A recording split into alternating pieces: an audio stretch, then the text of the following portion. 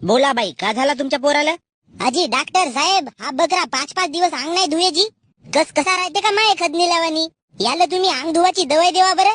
काऊन रे बाबू, अंग धुवायला जरास येते का मा? आपला काम करणं का डॉक्टर. मम्मीनं म्हणलं ना अंग धुवाची दवाई दे म्हणून, तर चुपचाप दे ना. उगाच हेपलून गायला राहिलास.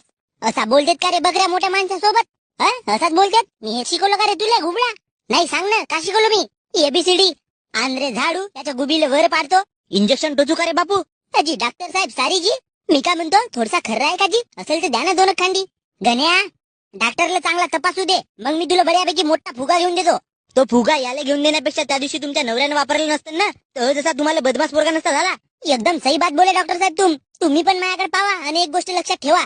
जर तुम्हाला 2 पोरं झाले असतील तर तेथीच थांबा, तिसऱ्याच्या तयारीत नको लागा. बढिया कामडम वापरा आणि आपला कार्यक्रम चालू ठेवा. पण लोकसंख्या वाढवण्यापासून आपल्या देशाला वाचवा. हो, भोकात कोण्या दिवशी या पृथ्वीवर पाय ठेवायला जागा राहते का नाही राहते कोणाला माहित.